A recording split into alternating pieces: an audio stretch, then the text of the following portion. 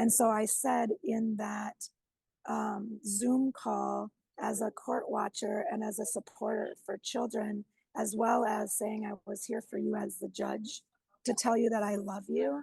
And then if I would have been there in person, that I would have hugged you, because I do know that you weren't born somebody who was stealing children and ruining people's lives. And that you weren't born a bad judge. People weren't born pedophiles.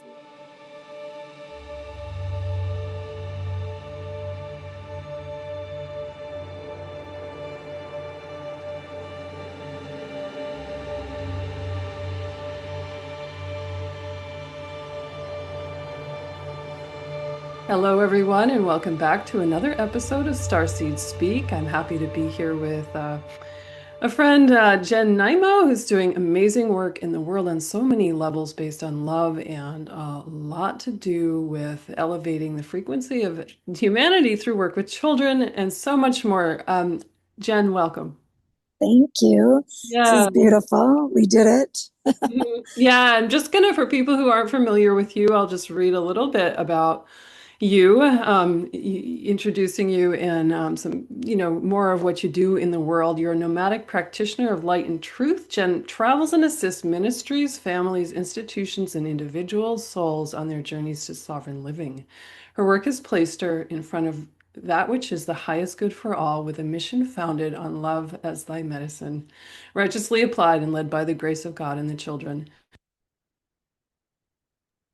Claim knowledge, walking with others as they find their voice and add it to the collective consciousness. You will likely find Jen in the slivers of darkness where injustices and crimes against humanity are hiding and beg to be brought to the surface and into the light. I love that. Thank you. Thank you for the work that you're doing. Yeah. Okay, perfect. So what I was going to say is that you and I met at Journey to Truth, a disclosure conference several years ago in Grafton. Is that right? So Yeah. okay. I think that was in 2022. It was with Tyler and Aaron. And it was the first SSP conference. And then I know after that they added so much more. But I had never really delved into the SSP. And when we all got there and we all looked around and we were all kind of talking about our experiences, we're like, oh, that's because we've all been doing this work together. Who knew? And I just remember listening to your story and Tony Rodriguez and Laura. And I met Lily Nova there. Mm-hmm. And I was just going, oh my gosh, you guys, this is us. Like this is a team that has been doing this work for a very long time. And then it started to really become apparent that we get our memories back just as we need them, because if we had them too soon, it would be too much for us to try and handle and Mm-hmm. Yeah. deal with. Well, thank you. And for you and I also met more recently with Sasha Stone on the Lazarus Initiative, speaking to the issue of child trafficking. And I wanted to know, like, how did you become interested in that on your path? How did that become a beacon for you? Yeah, so it's interesting. I don't know how much of it is an interest. I wish it wasn't a thing, and it didn't have to be an interest. I Right. say just because you can doesn't It's mean a you should, passion, though. Resolution right? of that issue is such a passion for you. Yeah. Absolutely. So I started teaching in special education about 30 years ago when I went to school in Minnesota. Excuse me. I wanted to go into journalism, which is funny because it's come full circle now, and I do what I want.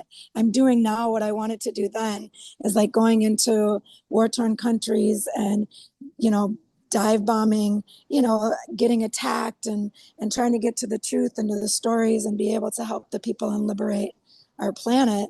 And when I started to go to school for mass communications, I was like, I don't want to watch TV. I don't want to do current events. This is not cutting it for me. I have to change what I'm doing. And I went to a study abroad program in England.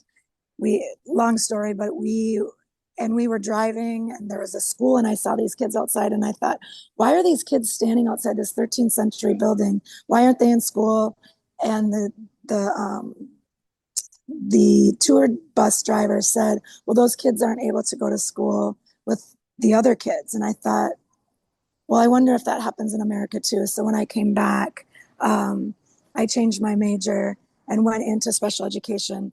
And I remember going in right away, working with kids who were deemed disabled and saying, oh, I'm not coming here to teach. I'm coming here to change the face of education, and then I'm going to demolish it. Mm-hmm. And Yeah, I working from remember, the inside, right? Working from right, the I inside. Yeah. knew right away that was 30 years ago. And I was like, nope, I'm like, I'm not here to conform. I'm here to change the narrative. So I have now moved into what we call the quantum education system movement, which I know is not a new thing. I mean, we talk about Sherry Divban's work and Alicia Brachet and all those that are also doing the collective work and letting the children lead us into this next space. So that's where I started. And then I taught on a reservation in Arizona, which now I have returned again 2 years ago. These things are all coming full circle, where the border hole wall had been put up. It was a 10-mile wall along a road in Sassabee, Arizona, in Pima County, where the holes of the wall were there to have the children come in as decoys. And I was working with the ministry and had gone down there to try to help because these children were coming in very sick and being raped across the border and requiring some assistance because Border Patrol at that time was just re-trafficking them back into the U.S. So that's where I started, and then it just kind of continued from there. As far as truth with children and listening to them, and I would hear their voices, and I still do. I hear the voices of the children leading me, and that's what I listen to. And I also hear the mothers crying, asking for their children back. Mm-hmm. Mm-hmm. You're hearing this psychically. Yeah. Yeah. Yeah. Thank you. Thank you for sharing that. And organizationally, what can you speak at all to? I know I feel like you work for many different organizations within this. Can you speak to that at all? Some Yeah, of I you, can. yeah. I laugh because it always depends on who's asking as far as what my answer is.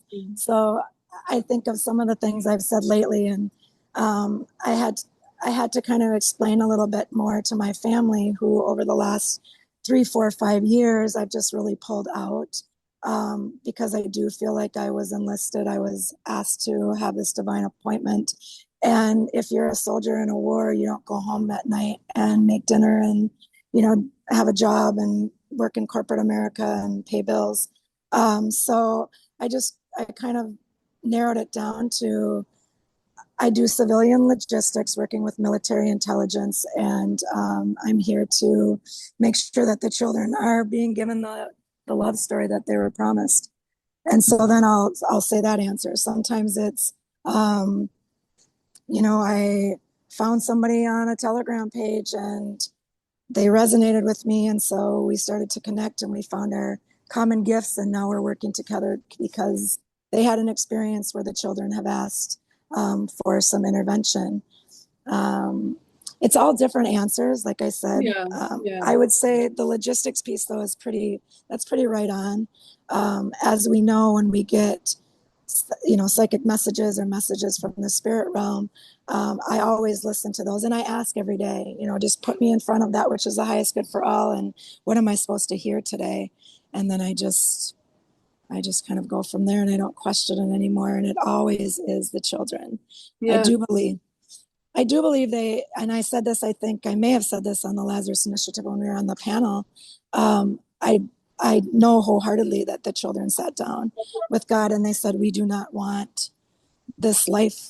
There's been some kind of major miscommunication because this can't be what our future is to be. What do we do?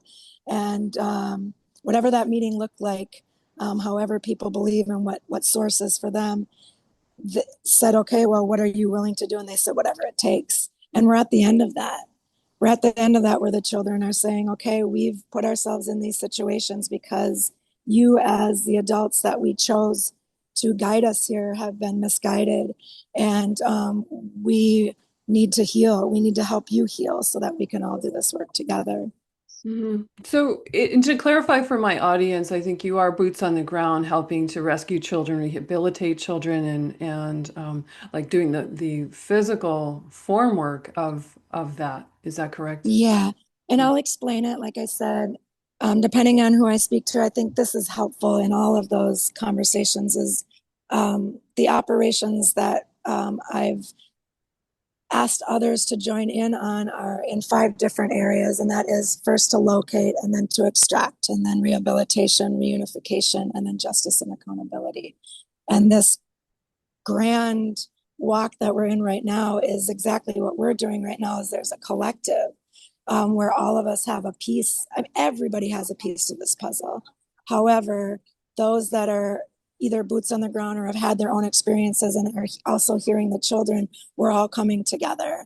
And that's what I thought was so beautiful when we connected on the Lazarus Initiative, of going, okay, now let me email you, or you call me. I have this situation. I know you're in that area. Can you connect with that person? And we can do it in real time. We don't have to wait for, you know, the week where a podcast gets recorded or this. It's immediate as far as being able to put righteous application into this boots on the ground right now. Yeah, thank you. Well, and so for people who maybe, you and I are, well aware of trafficking issues and the many branches of that, what that leads into, but maybe for people in the audience who are a little newer to this, can you speak to from your experience, like what are you seeing mostly with children being trafficked? Where are they ending up? What's happening? That could be a really long answer, but Yeah. I'll give you Well, the floor for that. yeah, sometimes I start from where I started, and I'm just going to grab some water real quick. I spent the night in the airport and I'm just waiting to figure out what next flight I'm taking. So I'm sitting in a quiet space. So I apologize if there's noise in the background. Um, what I started to realize when I went into special education, working with kids who were given a label, a disability, right? And I always said, I don't see any disability. I see ability with those around them that don't know how to pull on their own abilities to match that frequency. And we didn't have that language back then. We weren't talking about, frequency and vibration and all of these kind of things 30 years ago. However, the essence and the aura around that was there, and I would see these beautiful children, and I would watch adults tell them what to do, and I thought, what gives you the authority and jurisdiction to tell this child what to do? They actually had their parents sent them here for you to guide them.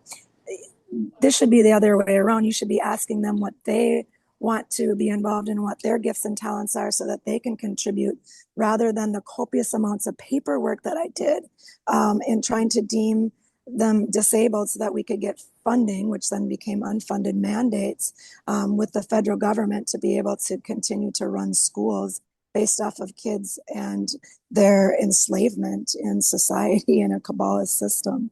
So that started there. And then I got very involved in administration, quasi administration. I'd kind of come in the back door. My students and families never knew my job title. I never knew my job title. I just kind of made it up every day to make sure that the kids that were showing up were being heard. And so I knew right away, I was like, this is a form of trafficking. We didn't talk about child trafficking and human trafficking the way we did then. We didn't talk about the SSP, and we didn't talk about SRA, and we didn't talk about Title 4 and 5D. We didn't talk about commodifying of children. We didn't have that language or know how deep it was. And really getting into this over the last 3, 4, 5 years, diving in deep. And I'll get to that in just a minute with where we're at now. So I started to really see how we weren't allowing for these gifts to come forward. We were shunning and shutting down these children. And I was watching the medication. I went into functional medicine. I went into alternative healing. I was a yoga practitioner and therapist on a psychiatric unit for 10 years.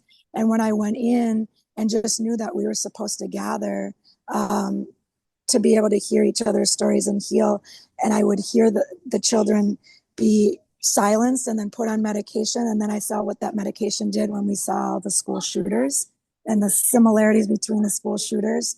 I knew right away that these kids were being used as a way in which to bring in, like as a currency. Yeah, they became a I would say currency. pawns in a much larger game. Hmm. Pawns in a much Yeah, larger absolutely. story. And then Yeah. going into, divorce and custody and all of that, which now we know, some of you may or may not know about Title 4D and Title 4E. I'd ask you to research that. There's a very good video out right now. And the channel that I run on Telegram was taken down. However, maybe I can get you some information to be able to guide your audience to some of this information. But Title 4D and Title 4E is Social Security. It's matching funds. So it's basically when a child goes into foster care or there is custody in the lower courts, family courts, the money that is received for foster care, then there's matching funds within our government. And now we're like, there's a quota and there's an incentive for stealing children and for getting divorced in our country. Mm-hmm. So it's really just pretty ridiculous. As we fast forward and looking now, so many situations have come to people have come to me, situations have arisen. I feel like 007, the tools fall at my feet and then the scenarios come up. I had started to work with CPS, with Child Protective Services, back when I was in education, having to be a mandatory reporter and recognizing that we were, as an educational institution, one of the largest trafficking institutions in the world, CPS. especially in America. To Yeah, clarify, I think and CPS. CPS within the education system. Okay. Yeah. And I know for a fact, because I didn't know that going in, that it's not like you go in and you become a teacher and then you're like, hey, we're going to pull you aside. This is a secret society. We're stealing children so that we can fund our lives. Like, that wasn't something you were told. It's just it's an underground. It's below the surface, which is so much of what we're dealing with right now. Yeah, there's so many layers. I know from my client work, I see people who were taken early on in life into the foster care system and terrible things happened. They were trafficked into, child pornography and into the programs, the secret space programs and other kind of deviant, very under the radar things that are only now just beginning to surface more and more and more. That's kind of the where I know things from, and of course my personal experience being trafficked into child pornography by my godfather, who worked for the deep state with a high clearance and all these things long ago. I mean, do you have a sense of anything going on within the realm of the creation of child porn? Is that something your work touches at all? Yeah, actually, it's interesting that you just brought that up. I went and did a deep dive with a mother that, again, I apologize for the noise in the background. People are walking through, so it's not going to stick for very long. I'm working with a mother whose daughter was taken at age 16. She's now in her 20s. Was started to be groomed at age 16 and then taken 2 days after she was 18 years old. And when we were working with a former FBI agent who no longer is an agent, who does his own investigative work and was giving us some tips on how we can go in, because all of the agencies and law enforcement, FBI, whoever it may be, are not going in and getting these children, because now they're not considered children because they're over 18, is what we've been told. When we were getting tips, he started to tell us what was really, really happening with these girls, and he gave a kind of a breakdown of, here are the trafficking sites, you can go to them, you're paying this amount of money. These children are also being asked to be a part of these breeding programs. So we got a lot of information. I can go into more detail, but I don't want to get into too much of that right now. But to answer your question about the pornography piece, like, these girls are being groomed through Etsy sites and selling, because they're creative and they'll go and sell things, and then you'll get people to come on and they'll take advantage of them because they're homeschooled or because they're Christian or patriotic families, and they'll be targeted that way, and they'll follow them for years. And then as soon as, they can grab them and get them to be pulled into, to their syndicate, into this whatever we're calling this Yeah, I think these syndicate trafficking is a rings. crime Yeah, syndicate is yeah, what we would call it yeah, properly. Yes. yeah, yeah. So that piece, it's not the primary work that I do. I'll have parents and mothers and organizations connect with me because they'll be like, well, you should talk with this woman because she has been working with this. And so I will work a little bit with that, but that's not the primary space that I've been called into. However, we are going to be doing an extraction, and I am going to have to do some undercover work and figure out how this really works. So I'm going to have to do my own research and get a better idea of how that is currently happening today. I mean, yesterday is different than today. Things get shifted so quickly because of social media, because of podcasts, because of a truth community who gets this information out there. They listen to this and then they go, oh, she has this information now. We've been hit the last 3 days. You know, I'm either followed or my phone is being hacked or I have cyber attacks. They went after my eyesight, and it's, you know, I don't want to say it's fine. It's just I get what's happening. It helps me understand that I have people watching me, and so then I'm careful about the way I traverse and make sure I don't give out too much information. Thank you. Yeah, yeah, yeah. I'm sure there is a lot of need to be careful in some ways and circumspect. You know, when to press the gas and when to back off, and you know, it's a delicate art, I feel. Jen, you mentioned breeding programs. Can you say more about that? Yeah, so one of the pieces of information that we found out, it's so dry in this airport. I'm going to grab some more water. One of the pieces that we found out was that this particular girl, we do a lot of work through the angelic spiritual realm of working with people who can do remote viewing and profiling that way to be able to say, oh, well, here's what I see, or we've connected with this person, this child, and they're speaking through us. I use this necklace quite a bit with one of the girls that a 14-year-old girl who gave this necklace to me. And then we do a lot of work through this tiger eye and dragon and through sound therapy. This last this just happened a couple of days ago. I was working with somebody who came to me, and then she was like, well, I want to be able to help, even though she was also being trafficked and targeted. She was able to connect and find out that she had had a miscarriage, and because she had a miscarriage, this girl who I had shared about, she's nervous now that they're going to get rid of her, because if she's not able to breed children, then she's useless. That's one circumstance. I was living in Northern California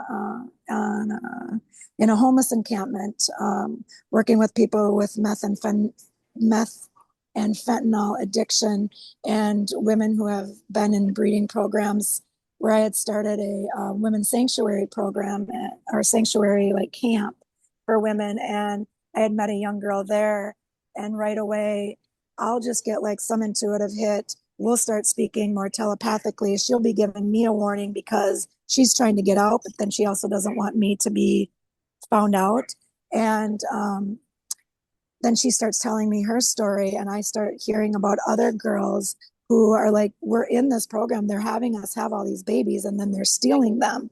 And the babies that they're stealing right now through CPS are ones that haven't been vaccinated, the ones that have been homeschooled, the ones that have high frequency, the ones that are coming from whether we say Christian homes or homes that honor integrity and character strengths over kind of an indoctrinated program like our school systems.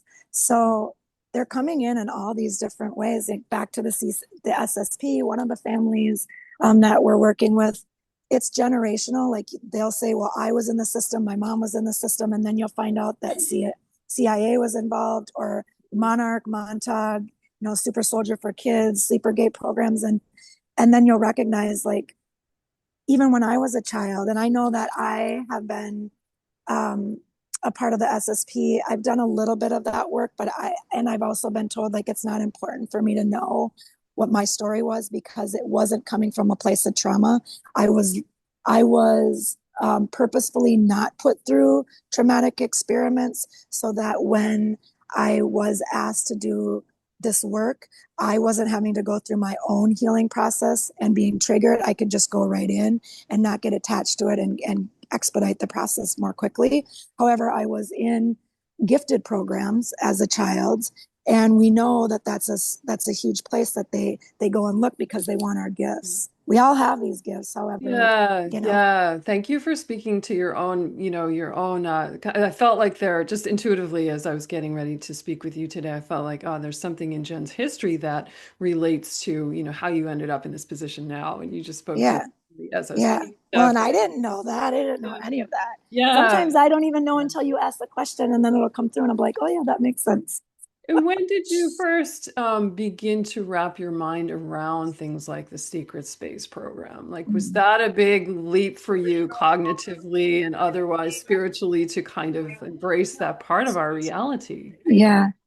Right before the conference. So I would say in 2021, we just have a surge of people walking through. In 2021, I had met somebody who had asked if I would maybe help with their son to do some homeschooling because, like I had said, I started the quantum education system movement, which the goal was to get every child out of the school system.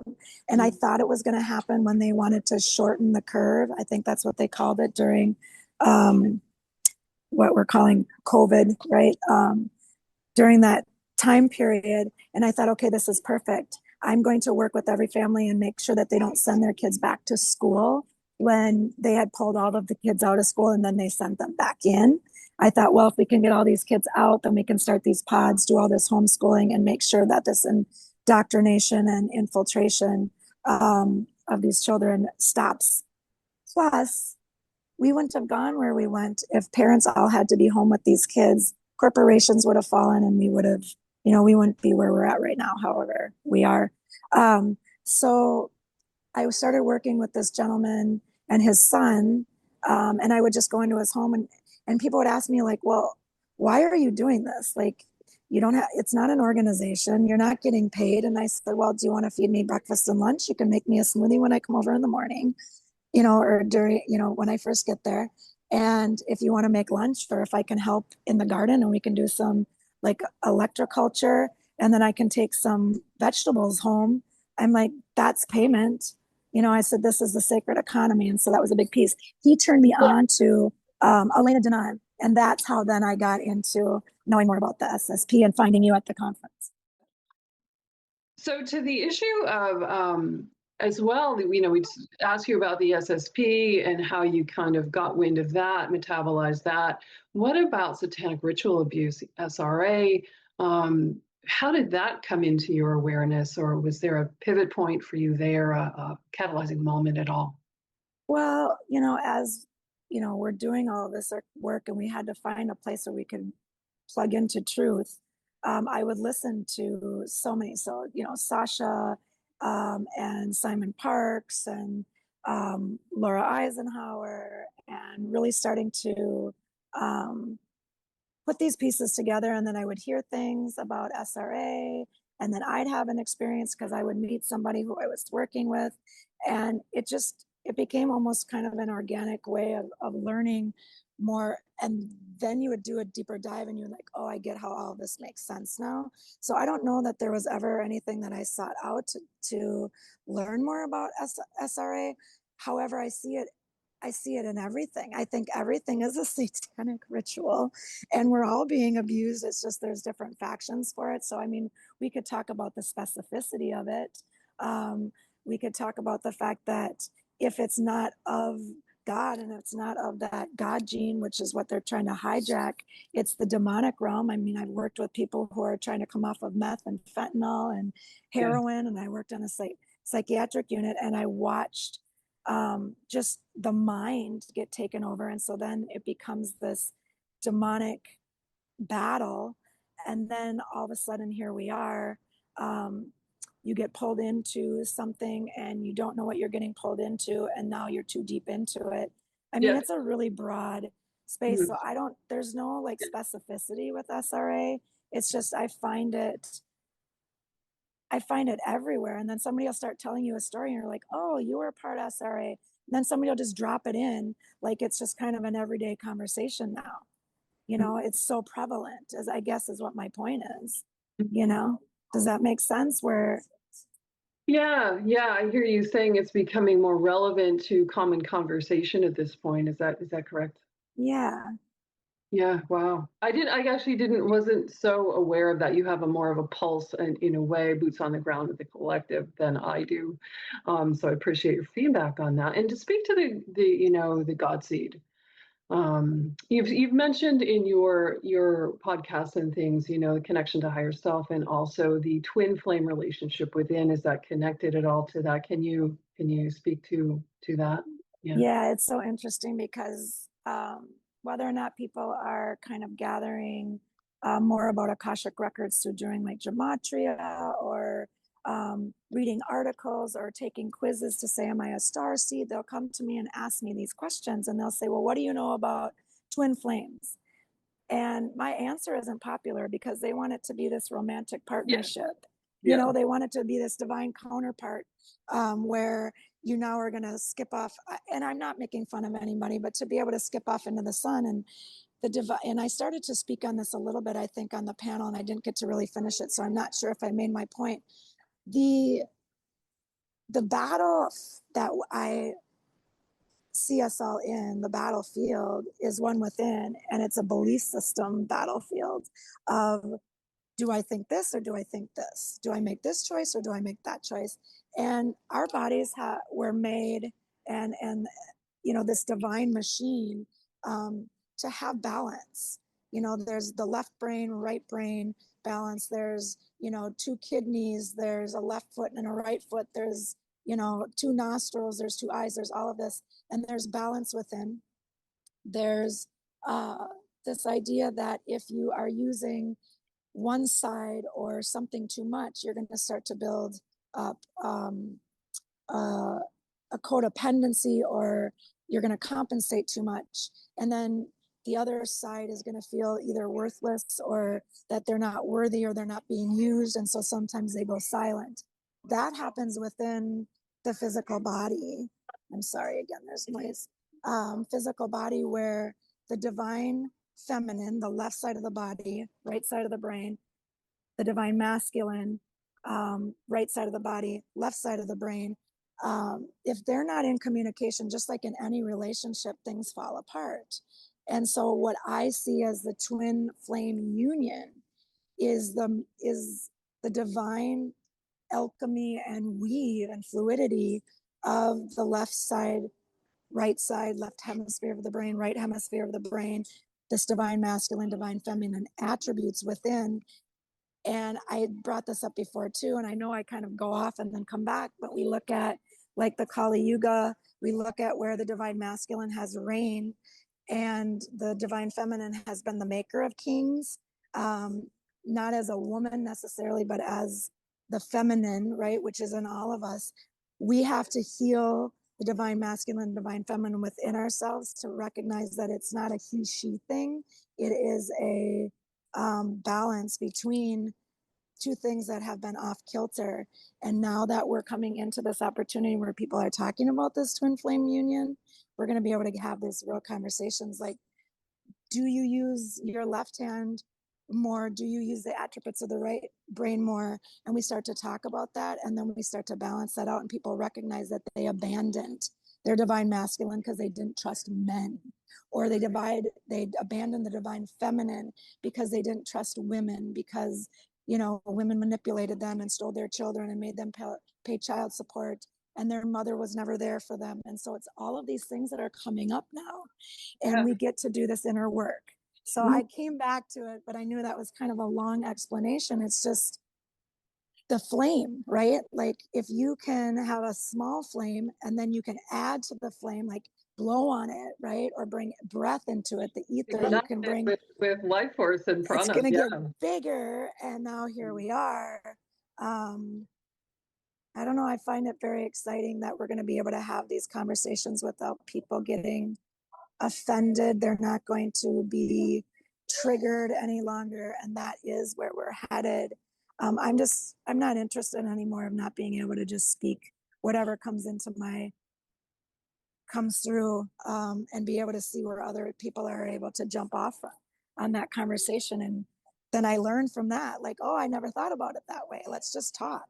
let's just see where we go, Yeah, thank you. So, Yeah. and the topic of integration of the masculine and feminine within is one that is very consistent running through my sessions, and I can tell you from that firsthand perspective with people that that's really on the table right now for us to resolve that relationship. So you spoke very adeptly to that.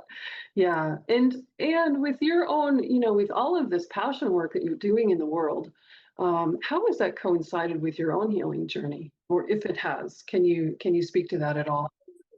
Yeah, so as far as how it's played out in relationships with Oh, just in general, is that what you're saying? Or I know we talked about, yeah, I can speak to that.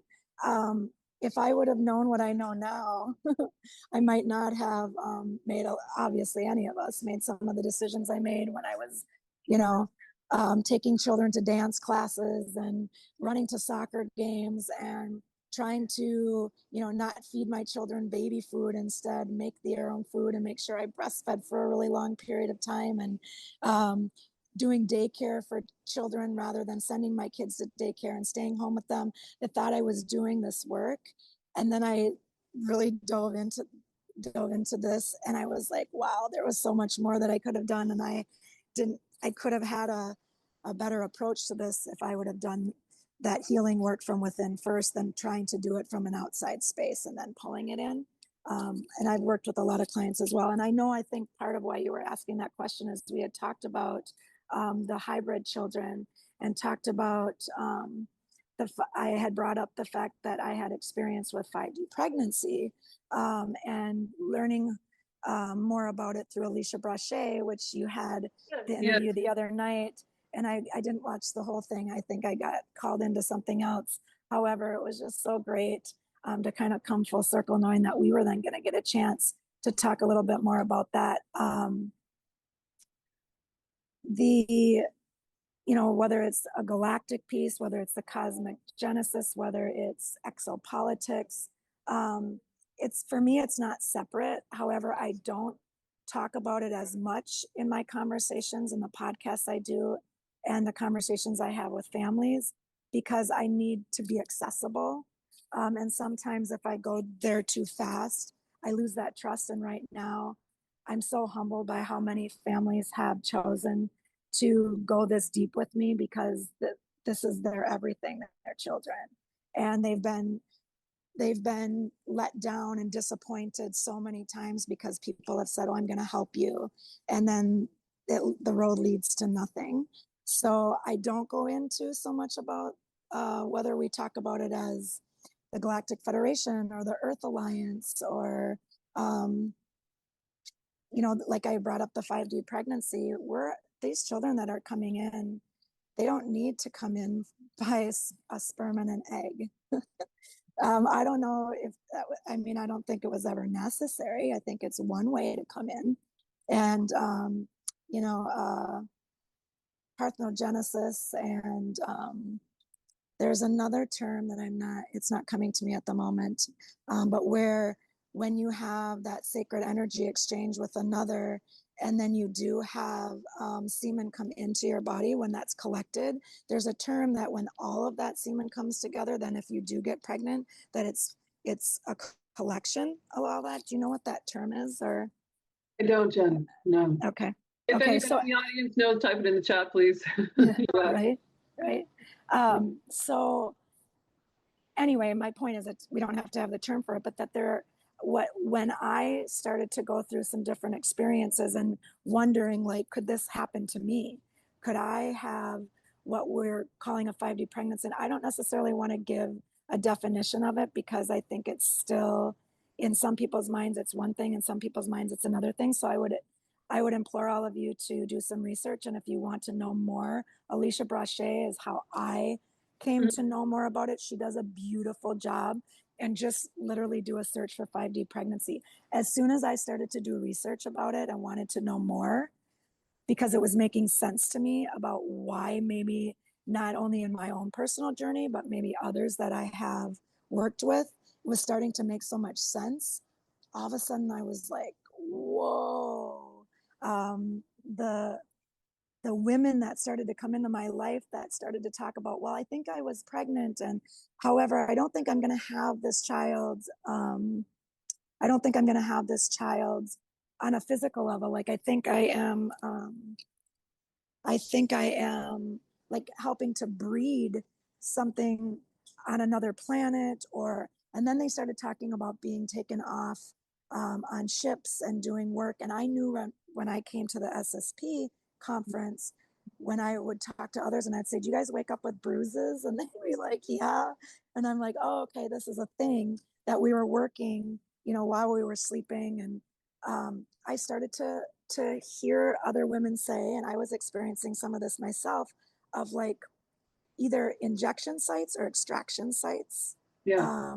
And then it was making sense to all these other women, and we were okay having these conversations. But to bring it up to other people who none of this has ever been a part of their conversation, exopolitics, or talking about what do you mean when you say the Earth Alliance? When you're talking about our administration, I don't say an administration or Trump or a president. I mean, this is the alliance. This is the alliance that's running everything right now. So I think that answered your question, like Thank you. how that came into my personal life. But So would you say a 5D pregnancy, do you have deeper contact with child galactic hybrid soul or souls that are kind of alongside you as you do this work? yeah, I haven't connected and I know why, for quite a while with, there was a child named Amor that I was very connected with as this 5D pregnancy came into my field. I wasn't necessarily able to speak to him as others were, but because I was asked to maybe either incubate or grow for a while, this child, whether it was in other realms or it was here in the physical, or a combination of both. I wasn't able to speak with him personally, well, even, telepathically. Others were. I was starting to speak, though, with other people's children and doing that work. And I've stopped right now because of the boots on the ground, that if I'm getting too many messages in, then it pulls me away, and I don't like to even say this, I will start to get overwhelmed. And if I get overwhelmed and I don't have like a home base to go to, I don't have others taking care of me, I don't have an income source, I don't have those things. So I have to be very careful to not tax my physical body right now, because if I get taken out because I've pulled myself into other realms and then almost got caught there, or start to work with demonic presences, then I feel like I'm going to let down the families that I am working with here in a more physical space. Does that make sense? Yes, I can relate with that because when I'm, doing a lot of boots on the ground 3D work in my own life, or, various ways that manifest, it can be tough to be in both worlds and to negotiate both realms. And it can take a lot out of us to metabolize certain things that we are receiving from the other dimensions and the multidimensional planes of reality. So yes, it absolutely makes sense. Yeah. So bringing this back around to the child trafficking, and in my case, I got so much experience with my clients in my own life with child sexual abuse and highly deviant forms of sexual abuse. I've heard you say in your podcasts and work online with others that no one is born a pedophile. Speak to that. Yeah. Can you hear me? Because I think you just went out for just a second. Okay, I was just making sure that wasn't happening again. I started to talk about bio-digital convergence, and we actually did. I know you started to listen to our podcast the other night, and then I had to pull it because of a safety issue. Anyway, I won't get into that. So with a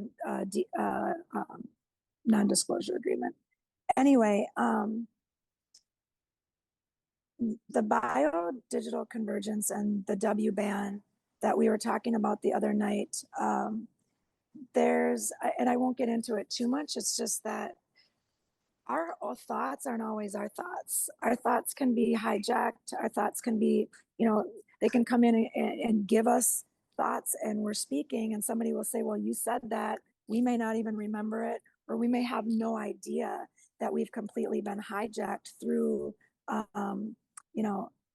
psychological profiling, through social media, through all different ways in which, again, I'll implore you to look into biodigital convergence and WBAN, which is the wide body area network, and how we're being used as the internet of bodies, that we're being taken over at times. And so I had brought the phrase up in a trial not too long ago, and I need to be careful again. I was just told, I had said to, I was on a Zoom call as just an observer, a court watcher, because I do that a lot for families. And I wanted to make sure that the judges knew that we were there for them as well, because they're being trafficked. So that's basically my point, is that they are also being trafficked. Judges are being trafficked. Attorneys are being trafficked. Our Congress is being trafficked because they're being blackmailed. And they're being blackmailed at a level that is so much higher than what we're seeing just in children going to schools and that indoctrination program, or going to the doctor and getting a vaccination. Those are all levels of trafficking and manipulation and infiltration and blackmail. And I wanted to bring that into the conversation on the trial. And I wanted to tell the judge that we're here because we believe that if we can bring more light to your darkness, then maybe you will get full soul reclamation or some soul reclamation and recognize what you're doing and stop kidnapping our children. And so I said in that Zoom call, as a court watcher and as a supporter for children, as well as saying I was here for you as the judge, to tell you that I love you. And then if I would have been there in person, that I would have hugged you, because I do know that you weren't born somebody who was stealing children and ruining people's lives. And that you weren't born a bad judge. People weren't born pedophiles. We were born good. And then whether or not we were pulled in right away as children, we know that if you were less than 5 years old and you've gone through this abuse and have been raped, that you split, and coming back is very, very difficult. And then that is going to perpetuate and go into the lives of all the other relationships that you have. So who knows if these judges have been groomed from a very early age and chosen to go into these positions, because then they can be more easily manipulated. I don't know. But yes, that's why I say that. That's why I say that you weren't born that way. So let's try and get that full soul reclamation back so we can use love as the medicine and tell this love story.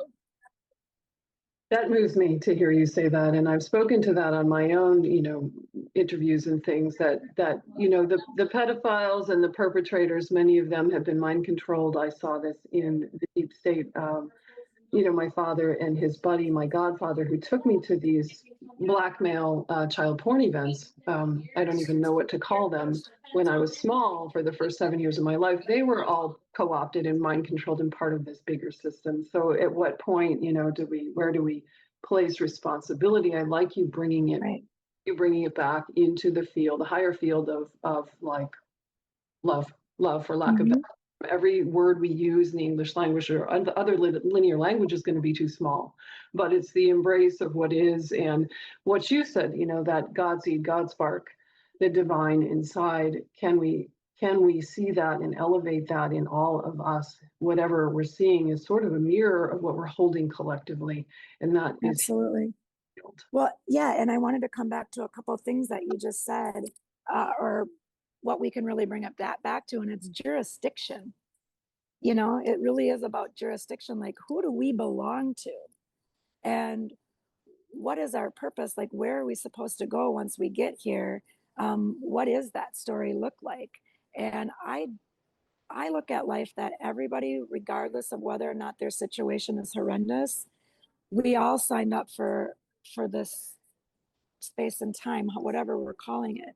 And that doesn't mean I deem that on anybody or wish anybody to go through that. It's just in order for us to get where we're going, there's a collective effort right now for us to dive deep, go back into the pain world so that we can bring it to the surface, because I think that's what's going to bring Tartaria to the surface. When we bring ourselves to the surface, this will emerge again. So I go back to jurisdiction, and right now we know that that's huge. I wanted to bring this up because I didn't want to lose this piece of it. Is going back to the Lazarus Initiative and Sasha, and the work that's being done right now with the ITNJ, with International Tribunals for Natural Justice, as well as the new International Indigenous Courts of Justice, which I am have been invited into their cabinet to do this work because of the cases that we're working on. And we're melding this together. And what I said the other day on that conversation, when I was on the House of Nobles call with the King of Kings of Hawaii, His Majesty, I was saying that this is a really big deal. We're having conversations about jurisdiction, about who children belong to and who they don't belong to, and when it's okay to step in. I said to him, I said, this is much bigger than just us having these conversations about what we're going to do as a righteous application for child trafficking. These are the courts of heaven. We are co-creating and constructing and resurrecting the courts of heaven. And that's another reason I see these children and all this child trafficking coming up right now, is because they're getting louder so that we can really resurrect this and make this happen. And we're going to have this grand, epic reunion of, like I said, this love story of what they were promised in this promised land, or the new earth, or whatever we're calling it. And I do see us, Lemuria and Atlantis, Tartaria, like it's happening. It is happening. It is happening. And would the conversation around jurisdiction also be a conversation around sovereignty? Say that again. Is the conversation around jurisdiction also a conversation about sovereignty? Absolutely. Like they're almost interchangeable. Yeah. And then when we're talking legalese, and that's just not my area, like I refer that out to the people on the team that do that work. However, I'll say, you guys, we're saying the same thing. You're using different words. So let me pull it into this language. And I'll say, let's imagine that we didn't have a common language. And I needed to explain it with pictures or with color or with sound. I'm like, do you now feel? And I will have people close their eyes. So going back into when you say, bringing this into the spiritual realm, and how do you do that work, and how does that come into the child trafficking piece? I guess I do go in and out more often than I thought. I brought this necklace up. So talking about sovereignty, I had a woman call me from the Netherlands. She was in Holland, and I was working with her on something else. And she had said she met somebody, her grandchildren are being trafficked. They're 3 and 4. They're being raped by their father. They're starting to explain what's going on in their lives. And we need to make sure that we can hear them, because the grandmother was speaking telepathically to these children. And I said, okay, well, let's go there. Let's speak to them right now so that they can give us more information so we can maybe help them. And she started speaking to me. This is coming back to the language piece of sovereignty and jurisdiction. She started speaking to me because she was speaking to the children in Dutch. And I started answering her, and my other friend goes, "You speak Dutch?" And I said, "No." She's like, "Well, you're answering her." And I said, "Yeah." I said, "Well, I don't speak Dutch." I said, "But I understand what she's saying."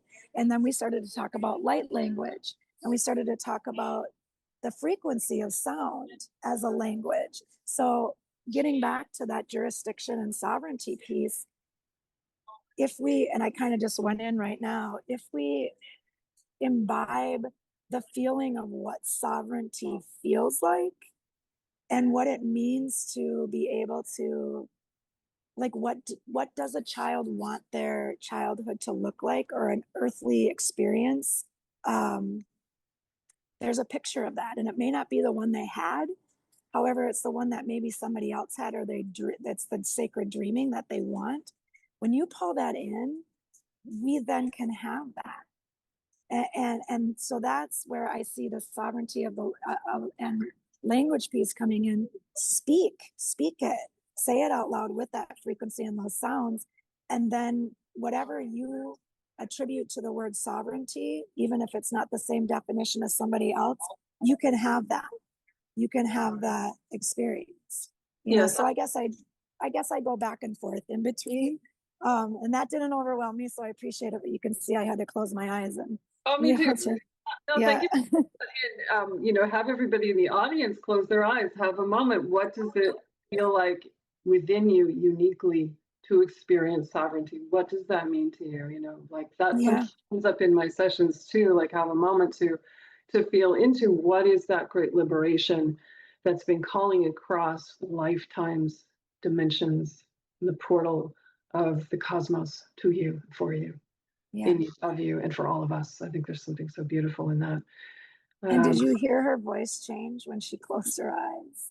You guys, this is what I was saying. I've done this before in the group. Maybe this is something we could come on and do again, and do kind of a group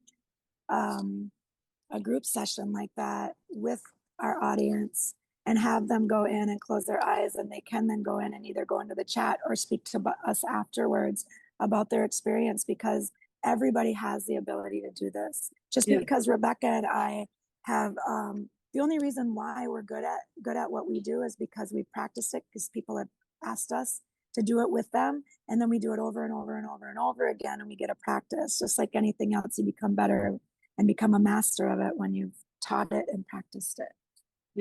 Yes, very, very true. We all have this within us. These abilities are in all of us. Beautifully spoken.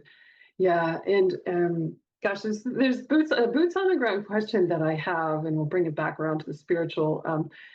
It comes from a personal perspective of my life on the Mexican border for 6 years before I moved up to Alaska. I was in South Texas, West Texas, right on the border. I served for a year on a grand jury, mostly handing out indictments for human trafficking and human smuggling. Now, my question is going to be for you. And that I feel like I'm still recovering from all of that. It's been almost 3 years since I left that area of the world. I want to know, because I haven't been down there in a while, do you have a pulse on the it's a big question, but what's going on our border with particularly movement of children? Yeah, and I just got, that just came in. I just went to those trials. And so I can still feel where you said you're still healing from that. I just saw the two of us going back and doing that work. And you're going to have to ask me that question again, because I just went in. And so those are happening right now still. I'm psychically nauseous. I'm not going to throw up. So if I do start coughing, which I don't think I will right now, but that's what these trials right now are all about. So you just helped me see what these next steps are, and why we're connecting today and having this conversation is because we will need to go in and bring that back to the surface again. There's not going to be these trials any longer on the surface. We have to go in. And sorry, I'm half there and half here. Well, you're in the right place for it. My audience holds that space very well, and so do I. So will you ask me that question again about boots on the ground? And then you brought up New Mexico and your work there. And I was just saying that I had lived on the border for 6 years, directly on the U.S.-Mexico border, in a very hard scrabble place that there was just military, border patrol, law enforcement, and Operation Lone Star, and these things going on outside my door at all times. I wanted to know, because I've been gone from that area of the world for 3 years now, what the situation is from your observation and experience with kids coming across the border. Has it changed at all? Do you know? Yeah, it has. So we had sent down a pastor and one of our women in the ministry back down to Sasabe, to the border, the walls. I'm not supposed to come out of this space. I'm supposed to be in both spaces right now, because we have to come back to something. And I know your question and I can answer it from here. The Border Patrol is now I mentioned this on the panel as well. Border Patrol is now cooperating because they can, because of where we're at with the alliance. They are not sending these kids through the system where they were getting like 5 shots in their arm one day, 5 shots in their arm another day of these vaccines, and then they were becoming very sick, and then they were going to these sponsors where these kids would have like their numbers written on their chest, or a t-shirt underneath another shirt, or on the back of their shirts, or they'd have a piece of paper with these addresses of their sponsors of where they're supposed to go. And sponsors are just, you know, a continued cartel to traffic these children. There's cooperation now, and those holes in the wall that I was referring to have been closed because the woman that went down there, who I was just referring to, our pastor, I was going to meet her there and we were going to continue the work. And she's like, there's nothing here for us to do. The holes have been closed. And so she said, that piece of it isn't necessary. So to answer that question, as far as boots on the ground, have things changed? Yes, however, because those are closed now, what we're seeing in increases is that the foster parents are the illegal, not all of them, are the illegal immigrants, and that's how they're able to stay here. Many of them don't speak English, and so these kids now are being put in these foster care homes to continue so these illegal immigrants are being trafficked. The children that are going into their homes are being, kidnapped by the Department of Justice and CPS to fulfill their quotas and continue with this. And now the money increases, so they just keep paying these foster families. And so that's how they're able to live and stay in this country, because they're benefiting that other faction, thinking that, if we have more voters and we have other people infiltrating and we have other cultures coming in, we're going to not have an American culture any longer. Anyway, my point to this is that the adrenochrome, the SRAs are increasing because they're not able to use the children coming through and the trafficking that way to keep the money system flowing. They're having to do it, and the organ harvesting, because of these children coming through. They're not coming through as much anymore. That's why the increase in CPS and stealing these children has increased. Does that make sense? It does. It does. Okay. Yeah, the funnel that has changed. Yes. Thank you. The routing mechanism has changed. I hear you say. Yes. Yeah. Okay. Thank you. I feel like things are moving and shifting as a result of our conversation here. Yeah. We there was a collaboration that happened, and there was, what I'm getting and what's coming through is that there was something that they had to get more evidence on. And what we just spoke about gave somebody who had to rule on something the evidence they required in the etheric realm, and they were able to make that, and children were just set free from that conversation, which is really beautiful. That is really beautiful. So our conversations, no matter how large or small, are having courts of heaven, baby. Those are like courts of heaven. So good stuff. People listening who might feel, when I talk to people about these issues, you're always gauging your audience and who am I speaking with? And there's a lot of things, of course, that I don't speak to with many people, but people are listening who might be a little overwhelmed, or people who are really engaged and dialed into this topic, how these topics, I should say, broad umbrella that we're working with here of trafficking and so on, commodification of kids particularly, and the human race with all of our Godseed within us, a desired commodity. So what can people do? What's a form of medicine? There are many. Can you say anything to that? What comes to you in this last bit here? Yeah, I would, to simplify it, this is your temple. The only way your soul can have an experience is if it has a container right now, right? Consciousness and the physical body. That's changing. I'm like, can I just be a firefly? Can I just be a firefly? Can I just be a firefly? Can I just be a firefly? Can I just be some light flying around? But the physical body is our responsibility. and we have to take care of it. And I can tell you right now, that is not happening on a conscious level. It's people take it for granted. And I definitely am not being flippant when I say this. However, there are natural consequences. If you do not take care of this physical body, which holds the soul, you're not going to have as much opportunity as somebody else that might. So there's no, when I work with my clients, I don't ever feel bad for anybody. If so, I worked in hospice and palliative care, so I work with people that are dying. I've delivered babies. I've worked as a doula. Life and death is very similar, the process of it. And the in between part is everything that we have control over, all of that based on the way in which we treat this vessel. And so, yes, do we consent to everything that comes in? We've had all this non-consent, right, with these shots and everything. What I'm telling people is, to answer your question, is respect this vessel. And if something doesn't smell right, taste right, feel right, look right, honor that, because it's speaking to you. It has a frequency. And this is a whole other conversation. We could talk about it for an hour. Yes, it's yes, just yes. Until the individual vessel is honored and healed, these children aren't coming back.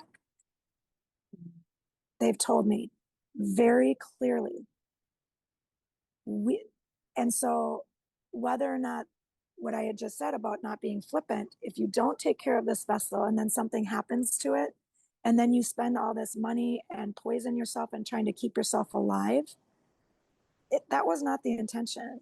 You know, either we take care of this or we don't, and there are natural consequences. And then maybe then when you move on, right, whatever that looks like, whether we're taking a bunch of people off, which I see that happening, to almost give us an opportunity to start from a more wholesome space. And I'm not being like, I don't know what the word is. I'm not saying I think people should die. What I'm saying is that there are natural consequences and we need to do a better job. And if you want the children to come back, give them something to come back to. Do the work. And it's not difficult. Let me say this, it's not hard. It's simple. It's not easy. And if you want to know more and you want to really say, I want to do better, ask. We're all willing to do this work with you. None of us are charging these copious amounts of money. We're in the sacred economy. We want a better place. Come and ask us, you know, and we can lead you to somebody else that may lead you to somebody else, but we can all heal together. We have to be healthy and whole for this next phase to be ignited. You know, that's what we're waiting for. We're waiting for us. Thank you. Yeah, the loving of the vessel we came in to inhabit on this planet, I think is also, yeah, like you're saying, is, or I hear you saying, is really important and at the forefront for our spiritual vessel, for our spiritual body and our spiritual consciousness to really have a home here to do what we came here to do. Yeah, to be holistically healthy and to care for ourselves and each other. Yeah. Beautiful messages today in so many ways. We could, so many little, there's so many within conversations here. It's really a beautiful moment to be connecting with you today. Thank you for making time in the airport as well. And thank you. Yeah, you've given me something to do. I still don't quite know where I'm heading to, so I'll get that figured out after. Oh, well, so I'm heading to Tennessee, that's for sure. I just don't know when I'll get there and how I'm going to get there. Oh, okay. So I was just going to say, I had no idea when I booked you to speak with you and have you as a guest that you had any relationship to Alicia Brachet, who I just had on talking about the galactic. Right. Yeah. So another coincidence that I didn't even know about. How beautiful. Yeah. You're such a gift. I love the work that you're doing in the world, and it's inspiring to me, and I'm sure to my audience. Asking everybody to leave a comment, subscribe if you haven't. And Jen, how can people find you? Can they find you? I know this is the close your eyes and say my name and I'll come find you.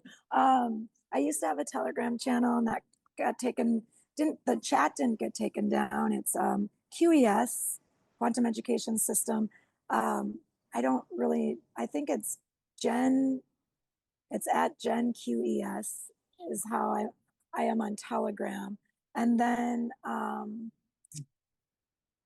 have an email, and I just got a phone number. I don't think I'm going to give that out. No, I just got a new one. We'll link to Right? Jen.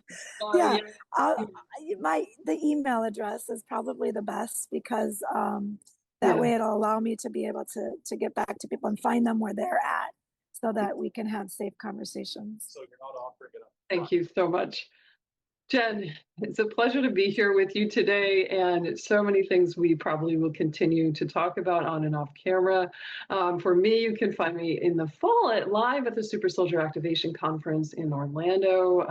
Join me for one-on-one transformative work in healing, coaching, readings, galactic attunements, personal journeys, so much more. You can find those links below, and I'm also on Rumble. This will certainly be on Rumble. We don't know with YouTube how things go. And you can also find me on my Telegram below. Jen, thank you for holding such a beautiful space with me, walking between worlds. You are a woman who walks between both of those realms and doing it with such grace. I really admire that. Thanks for chatting today. Thank you. All right. Peace and blessings.